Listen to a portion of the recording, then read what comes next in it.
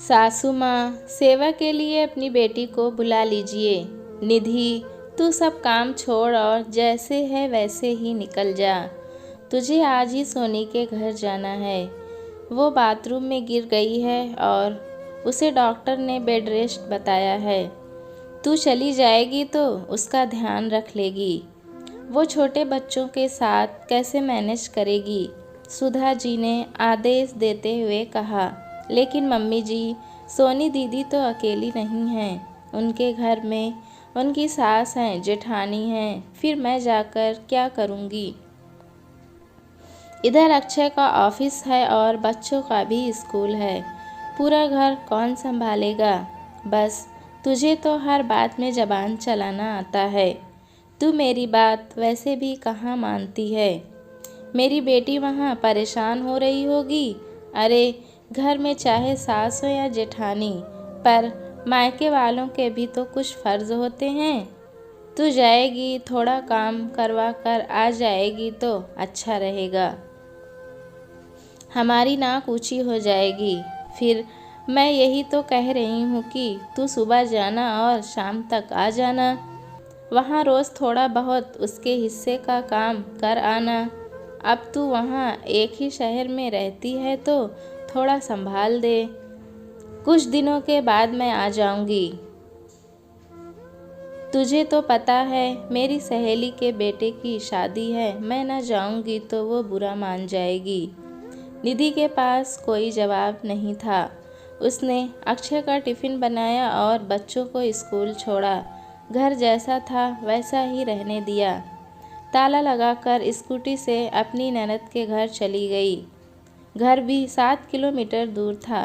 वहाँ जाते ही देखा कि सोनी दीदी बिस्तर पर लेटी हुई है।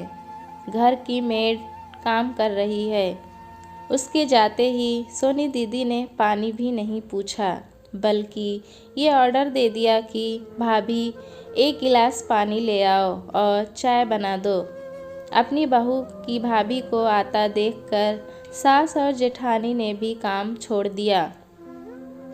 चाय से शुरू हुआ सफ़र रात के खाने पर ख़त्म हुआ।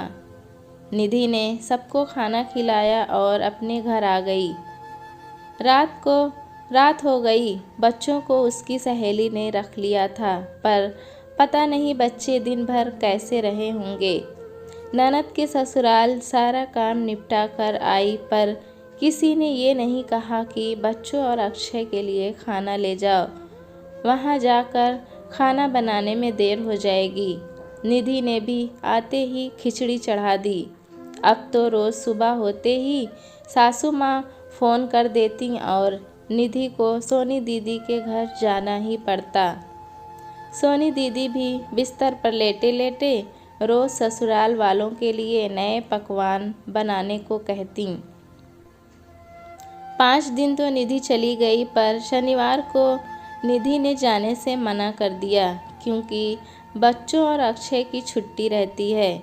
हाँ तो अक्षय, अच्छा है जो छुट्टी रहती है, तो तू खाना बना कर रख जा। देख बहू, हम लड़की वाले हैं और सोनी के ससुराल जाकर उसके हिस्से का काम करना अब तेरी जिम्मेदारी है।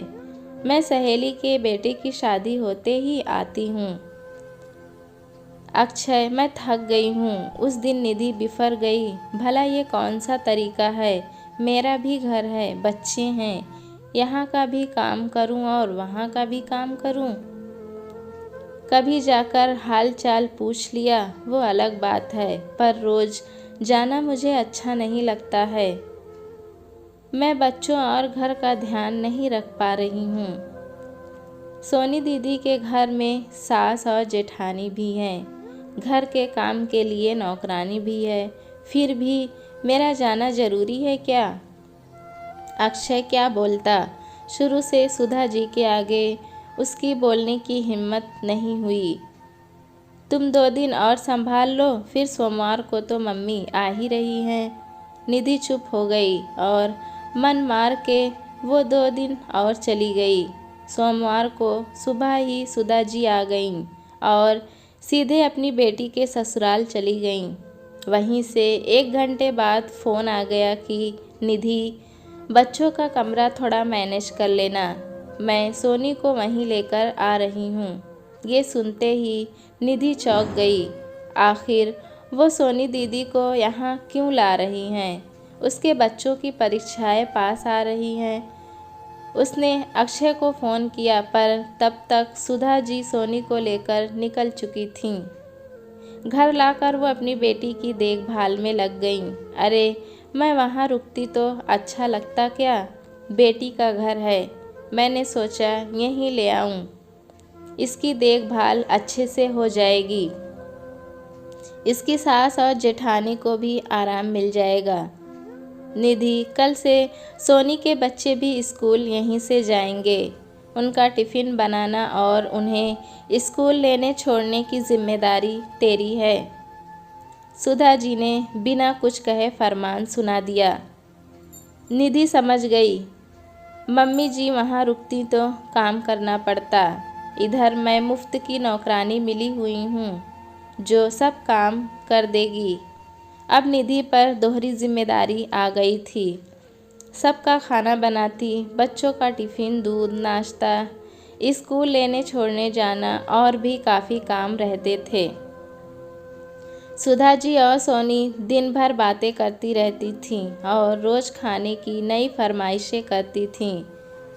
सुधा जी पर अपनी बेटी का बड़ा ख्याल रखती, उसको समय पर दवाई देना और चाय नाश्ता खाना खिलाने की जिम्मेदारी सुधा जी बखूबी संभालती थीं। निधि थक कर चूर हो गई थी। उस पर रविवार को उसके सारे ससुराल वाले तबीयत पूछने आ जाते थे और खाना खाए बिना हिलते नहीं थे। किसी तरह से 1 महीना निकला और सोनी दीदी अपने घर चली गईं और सुधा जी वापस गांव चली गईं। कुछ महीनों बाद निधि का स्कूटी चलाते वक्त एक्सीडेंट हो गया। उसके पाँव में फ्रैक्चर हो गया। डॉक्टर ने उसे रेस्ट बता दिया। अब निधि के सामने परेशानी आ गई कि वो क्या करे। बच्चों की भी जिम्मेदारी थी और घर की भी जिम्मेदारी थी। सुधा जी अक्षय से सारी खैर खबर ले लेती पर कभी भी उसने निधि की तबीयत नहीं पूछा। जब अक्षय ने आने को कहा तो उन्होंने मना कर दिया। मैं इतने दिन अपना घर छोड़कर वहाँ नहीं रह सकती मम्मी, मैं सोच रहा हूँ कुछ दिनों के लिए सोनी दीदी को बुला लूँ, वो घर संभाल लेंगी, निधि को आराम मिल जाएगा। अरे मेरी बेटी तेरी पत्नी की सेवा करने क्यों आएगी? उसका भी घर परिवार है। ऐसा कर तू दिन भर के लिए कोई काम वाली रख ले। मम्मी, मेरी इतनी तनख्वाह नहीं है जो मैं काम वाली रख सकूं। अक्षय ने कहा, अच्छा तो तू बहू की माँ, अरे बहू की माँ कैसे आएगी? वो तो खुद बिस्तर पर ही रहती है। देख ले बेटा, तुझे जैसा करना है, मैं तो नहीं आ सकती हूँ। गांव में कथा चल रही है, मैं तो रोज़ सुनने जाती हूँ। धर्म का काम छोड़कर नहीं आ सकती। सुधा जी ने ये कहकर फ़ोन रख दिया। अक्षय बड़ा हैरान था। उसे अपनी मम्मी और दीदी से ऐसी उम्मीद नहीं थी। जब निधि वहाँ जाकर सेवा कर सकती है तो मम्मी और दीदी यहाँ आकर कुछ दिनों के लिए क्यों नहीं रह सकती हैं? निधि ने कुछ नहीं कहा। उसने ऊपर के काम के लिए मेड रख ली और खाना वो और अक्षय मिलकर बना लेते थे। निधि सब्जी और फल साफ करके काट देती थी और अक्षय रोटी बना देते थे। बच्चों के लिए बस लगा ली थी। बच्चे खुद अपना काम कर लेते थे। 1.5 महीने बाद सब ठीक हो गया। निधि फिर से अपना काम करने लग गई थी। सुधा जी एक दिन मंदिर से लौट रही थीं तो एक गाय ने उन्हें टक्कर मार दी, जिससे उनके हाथ में फ्रैक्चर हो गया और डॉक्टर ने उन्हें काम करने से मना कर दिया। सुधा जी ने निधि को फ़ोन लगाया तो निधि ने फ़ोन स्पीकर पर डाल दिया। बहू, तू अपना सामान बांध ले और गांव आ जा। मुझे डॉक्टर ने 2 महीने का आराम बताया है, परेशानियाँ हमारे घर से जाने का नाम ही नहीं ले रही हैं। पहले सोनी को घेरा, अब फिर तेरी सास पर आ गई है। ये सुनकर निधि का पारा चढ़ गया। मम्मी जी, जब मुझे आपकी ज़रूरत थी तब आप आई नहीं। आना तो दूर, आपने एक बार भी मेरी तबीयत नहीं पूछी। और परेशानी अकेली आप और दीदी पर नहीं आई, मुझ पर भी आई थी। आप चाहती तो पापा जी को लेकर यहाँ आ सकती थीं। हमारी थोड़ी मदद हो जाती। जैसे आपने अपनी बेटी की सेवा की, वैसे चाहे मेरी ना करती पर अपने पोता पोती और बेटे का सहारा तो बन सकती थीं। बहू सबकी सेवा करे, सबके लिए खुद को खर्च करती रहे, पर जब बहू को ज़रूरत पड़े तो आपकी क्या कोई जिम्मेदारी नहीं बनती है? दीदी के घर में तो काफ़ी लोग थे, आपने फिर भी मुझे वहाँ भेजा। मेरे यहाँ तो कोई नहीं था और हम दीदी जितने अमीर भी नहीं थे कि हर काम के लिए नौकरानी रख सकते थे।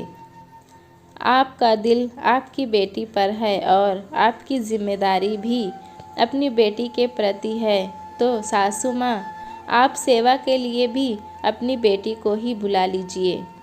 देख लें अक्षय, तेरी पत्नी को ज़रा भी शर्म नहीं आ रही है। अपनी सास से कैसी बातें कर रही है। क्या बहू का फ़र्ज़ नहीं है वो अपनी सास की सेवा करे? मम्मी, निधि कुछ गलत नहीं कह रही है, वो गांव नहीं जाएगी। मैं कल अकेला आ रहा हूँ, आप कहें तो सोनी दीदी को साथ ले आऊँ। आप उन्हें फ़ोन करके आने को कह दो। सुधा जी की बोलती बंद हो गई, वो कुछ कह ना पाईं। दोस्तों, कहानी कैसी लगी हमें कमेंट में ज़रूर बताएं। चैनल पे नए हैं तो एक लाइक और सब्सक्राइब करना ना भूलें।